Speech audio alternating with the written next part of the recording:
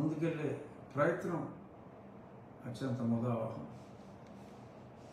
చూద్దాం, చక్కటి రిజల్ట్స్ రావాలి, గ్రామీణ అభివృద్ధి జరగాలి అని మనస్ఫూర్తిగా కోరుకుందాం. ఇక నేను ముఖ్యంగా ఈరోజు చెప్పాలనుకున్నది 2 అంశాలు.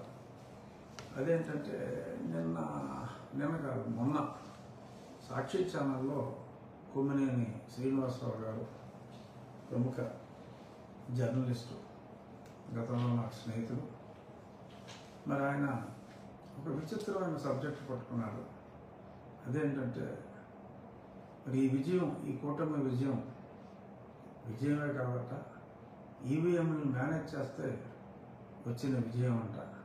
సో అందుకని ఎందుకంటే పాపం అంత దారుణమైన వైనాట్ 175 అని మాట్లాడుకుని వాళ్ళకి చిన్న మెదడు చిట్లినట్టుగా ఉంది ఆ బ్యాచ్ అందరికీ.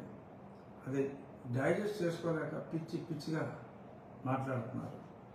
మిషన్ని మేనేజ్ చేయగలిగితే భారతీయ జనతా పార్టీకి 240 ఇంటికి వస్తారా? 360 వస్తాయని వాళ్ళు అనుకున్నారు, తప్పులేదు, మంచి పనులు చేశారు కాబట్టి వస్తాయనుకున్నారు. అయినా ప్రజలు 240 స్థానాలు ఇచ్చారు. ఈవీఎంలు మేనేజ్ చేయగలిగితే 360 వస్తే 350 అయినా తెచ్చుకుంటారు కదా. ప్రాంతీయ పార్టీల మీద ఆధారపడే పరిస్థితి ఎందుకు తెచ్చుకుంటారు? అర్థం పద్ధం లేకుండా నీకు 151 వచ్చినప్పుడు నీ గొప్ప, మాకు 124 వస్తే ఈవీఎం గొప్ప.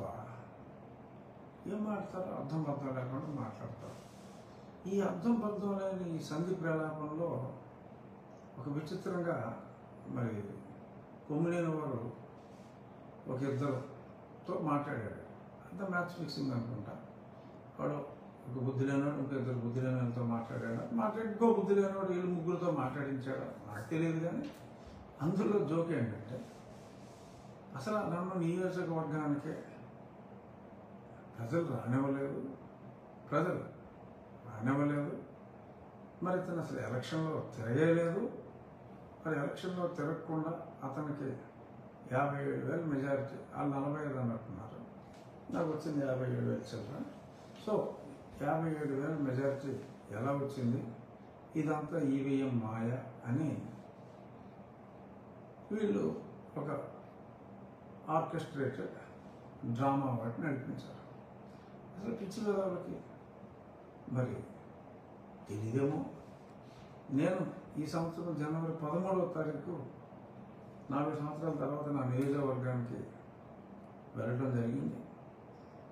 మరి నేను రాజమండ్రిలో సుమారు 11 గంటలకి ఫ్లైట్ దిగితే మరి కరెక్ట్గా మీ పార్టీకి వచ్చిన అన్ని సీట్లు అన్ని గంటలు నాకు పట్టింది.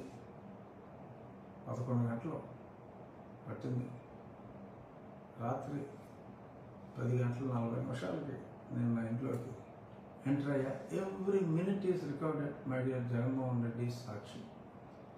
నేను ఫ్లైట్ దిగిన తర్వాత ప్రతి నిమిషం అంతా రికార్డ్ అయింది. ఎందుకంటే సెక్యూరిటీ యాంగిల్లో కూడా నేను 2-3 కెమెరాస్తో మొత్తం అంతా కూడా రికార్డ్ చేయించడం జరిగింది. మరి అంతసేపు ఎక్కడెక్కడ ఎన్ని జంక్షన్లు జామ్ అయిపోయి ఎంత ట్రాఫిక్ డైవర్ట్ చేయాలి అని పోలీసు వాళ్ళందరూ కూడా చాలా ప్రయత్నం చేసి మరి సుమారు 1000కి పైగా ఉన్న కార్లని అన్నీ ఎక్కడ ట్యాక్సీలే లేవు, ఎవరికారు స్వచ్ఛందంగా వచ్చారు. మరి అవన్నీ కూడా 30 కార్లు 50 కార్లు అలా విడగొట్టి ఎన్ని చేసినప్పటికీ కూడా మరి ఎక్స్ట్రాడినరీగా పార్టీలకు అతీతంగా. తర్వాత నేను ఏ పార్టీ అనే చర్చ క్రియేట్ చేయించారు వేరే విషయం. కానీ ఆ రోజు తెలుగుదేశం, జనసేన, భారతీయ జనతా పార్టీ నాయకులందరూ అప్పటికి పొత్తు లేదు, అయినప్పటికీ కూడా మరి నాయకులందరూ అంటే తెలుగుదేశం జనసేన పొత్తు ఉంది, భారతీయ జనతా పార్టీ లేదు, అయినప్పటికీ కూడా పార్టీలకు అతీతంగా మరి పోరాడుతున్న పాలకపక్షంలో ఉన్న ప్రతిపక్ష నాయకుడిగా ఎన్ని వేల మంది నన్ను రిసీవ్ చేసుకున్నారు. ఆ విజువల్స్ అన్నీ ఒకసారి చూడమ్మా కొమ్మినేని శ్రీనివాసరావు గారు. మీ జగన్మోహన్ రెడ్డి గారికి కూడా చూపెట్టండి. మీరు గుడ్డివాళ్ళు అయిపోవచ్చు, ప్రజలు గుడ్డివాళ్ళు కాదు. సో నేను అత్యంత ప్రజాదరణతో 4 ఏళ్ళ తర్వాత నా కాన్స్టిట్యున్సీకి నేను ఎంటర్ అయ్యి మరి అక్కడ అంతమంది ప్రజల మద్దతు నాకు ఉంటే ప్రజలు తిరస్కరించిన వ్యక్తికి ఇన్ని వేల ఓట్ల మెజారిటీ ఎలా వస్తుందని చెప్పి సిగ్గు లేకుండా మీరు మాట్లాడినప్పుడు ఖండించకపోతే కొంతమంది సాక్షియే చదివే దిక్కుమాలిన వాళ్ళకి ఏమో నిజం అనుకుంటారేమో. నేను ఇప్పుడు ఛాలెంజ్ చేస్తున్నా.